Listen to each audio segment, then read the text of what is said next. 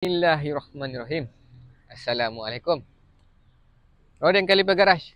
Tapi sebelum tu, cinta tak pernah terbunggar.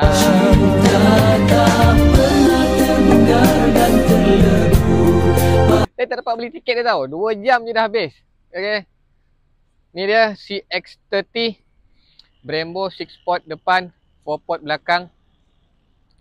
Customer ni antara yang lama lah dengan Roden Kaliper Garage. Sebelum ni dia dah pasang dekat CX-5 dia, Mazda CX-5 yang sebelum ni.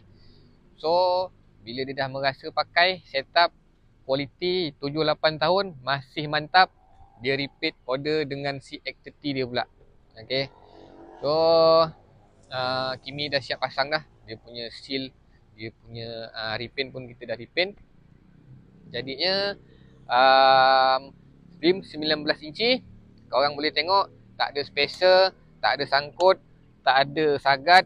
Kalau ada spacer, kalau ada sangkut sagat, kalau korang nampak meh sini, kita jumpa depan-depan. Tak ada hal punya. Okay. So owner ni pun dia nak pasang juga dekat dia punya valve fire. Barang semua dah standby dah. Dah set up semua barang. Kita tinggal nak pasang lah. So memang owner ni mempercayai hasil tangan kerja Roden Kaliper Garage, hasil tangan kerja staff-staff Roden Kaliper Garage. Okay.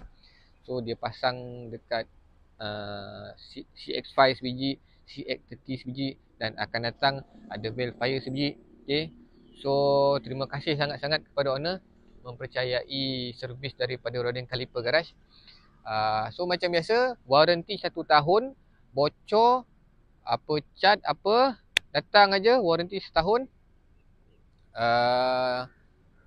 Kepada kereta-kereta konti yang ada kereta konti, nak repair kereta konti, boleh juga datang ke Roden Konti. Dia sama je, Roden Konti, Roden Kaliper, dia satu tempat. Okay. So terima kasih kepada owner sahabat Roden Konti Garage. Kepada yang tak nak pergi konsert intim, tiket tu boleh jual kat saya.